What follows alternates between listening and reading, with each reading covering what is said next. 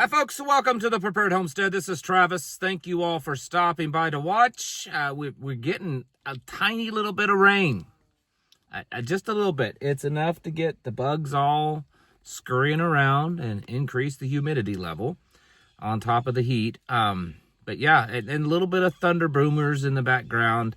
Nothing to be excited about. Okay, I mean, I don't know that it's even going to really stir the dust up on the gravel roads, but we'll see. I mean, at this point, I guess we'll take anything.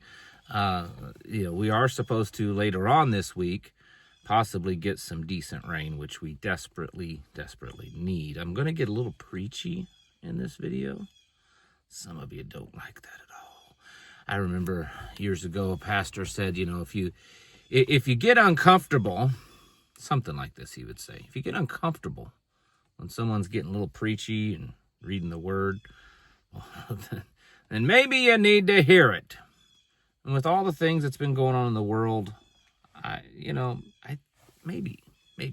I'm old and I don't have bifocals and I need them because I can't afford them. So I got to take them off so that I can read. And this is look at that. See it? It's dusty. Doesn't mean it because it's not getting used. It's because in this vehicle, driving on these roads, it's all dusty. Anyways, this is in 2 Timothy 3:1-5. Many of you know exactly what I'm reading here. It says, but know this, hard times will come in the last days. Been telling you that for a while. For people will be lovers of self, lovers of money, boastful, proud, demeaning, disobedient to parents, ungrateful, unholy, unloving, irreconcilable, slanders, without self-control, brutal, without love for what is good, traitors, reckless, conceited, lovers of pleasure rather than lovers of God, holding to the form of godliness but denying its power. Avoid these people. I remember years back reading that, and I'd read it many times, read Timothy many times, read the entire, New Testament that is commonly called. It's just all one testament. But I remember reading it once, and that just jumped out at me. Not so much all, but that last little part. Avoid these people. And I started thinking, how many people in my life fall into those categories?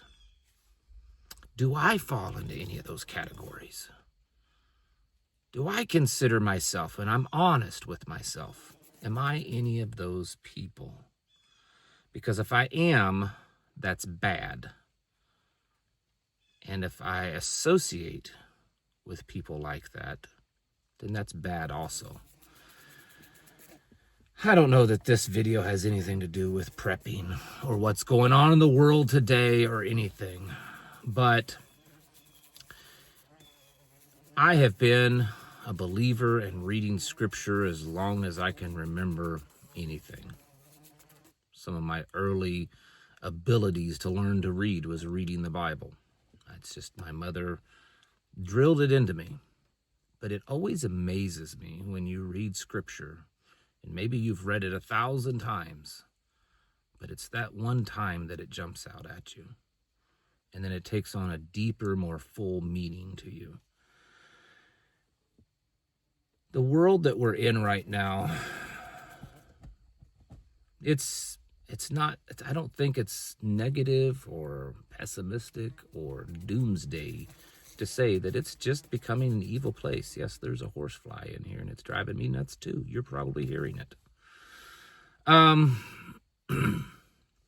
The world is becoming evil. It's been evil for a long time, forever, but it's becoming worse, is what I'm saying. Every day. And even people that we called brethren, that are considered believers, they may fall into some of that. We may see that, wow, they're entertaining dark things when they shouldn't be. Maybe sometimes we are entertaining temptations to be conceited and to be evil and to be unkind and to be all of the things that I just read, or at least one or two of them. When I tell you folks that we have to be spiritually prepared for the world that we're living in and that we're moving into,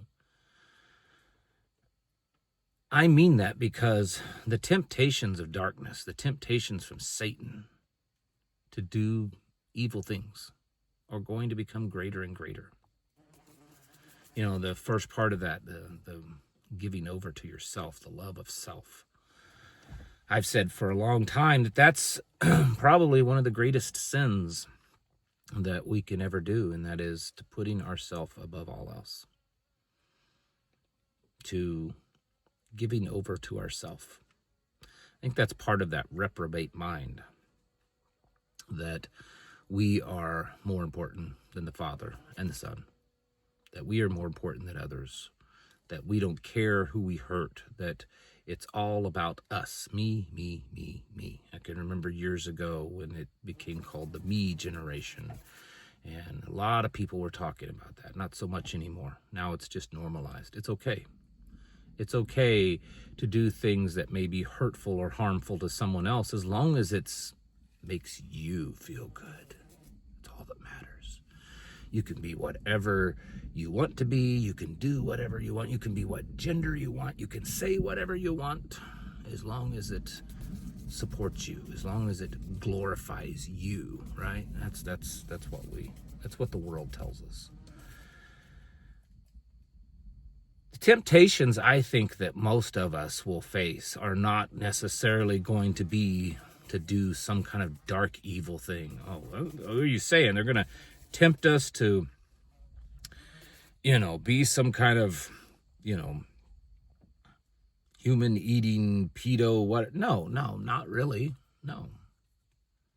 The temptations that we will face are to, it's too difficult to be good. So it's okay to be bad this time. We will justify in our minds that, in this instance, it's okay to stab someone in the back. It's okay to lie. It's okay to steal. It's okay to do harm to someone else. It's okay to not shine the true light of God the Father and His Son.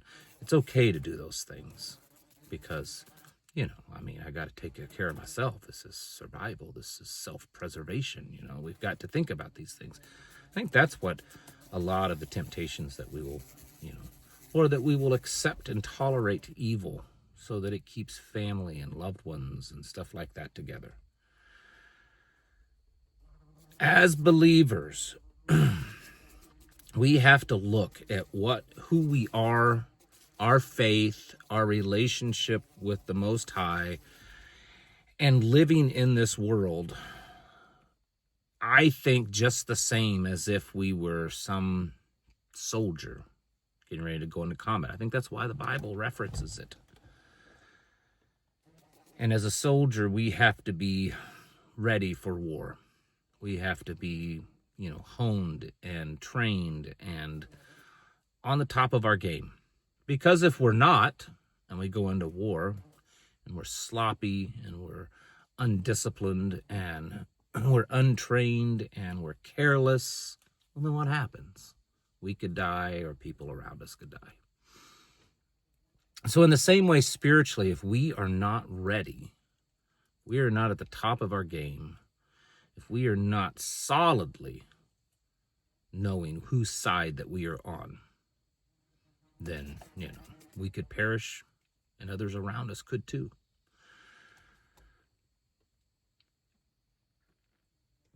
We have to realize this and not take it casually. I know that many of you right now are nodding your head. Yep, I agree. He's right. Because I would do the same thing if I was watching a video saying these things. But how many of you, including myself, are actually going to do something about it? How many of us will make it a point to spend more time in prayer, to spend more time in scripture reading, to understand that even in the dark, evil world that we live in, that we still have a great commission to shine the light of Yeshua in this world and to do his good works and to show him to the world through us, through our behavior, through how we act, through how we live. Because that's really what we're here for. And if we're not doing those things, then what are we doing? We have to be ready. Because we saw this week that how actual real physical violence can happen to someone that's trying to say things that are godly and biblical many times. And I think that that's just the beginning. I think things like that will become more normal eventually. I think governments also will get to the point that, you have to be some watered down believer, basically, kind of like the approved government church, basically, even though it may not be official.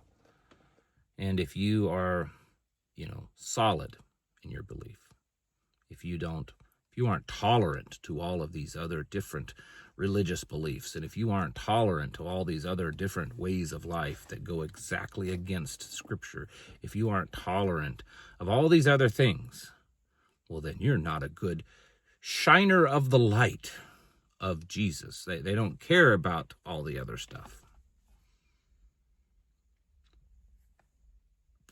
Scripture tells us that we will go through persecution, that we will face tribulations. And I think that we are getting pretty close to the point that many of us will see that. In the United States, for pretty much since the United States began, believers haven't really faced that. I mean, there's little pockets and little pieces in time that maybe you could say yes, but for the most part, not just religious freedom, but biblical Christian freedom has existed in this country. And so most believers have never really experienced, the dangers, the threat to being a believer. But I think that day's coming soon. And yes, there's the physical preparedness and the mental preparedness that you need to be doing for that. But I'm telling you, if you are not spiritually prepared to endure through those times and you fall away spiritually, it doesn't matter if your life is physically saved. If you are no longer spiritually in communion with the Father and you've betrayed and turned your back, I don't know what the point is. So be careful of who you associate with, and be careful of who you glorify and who you look up to and who you follow, and be careful not to be those kind of people also.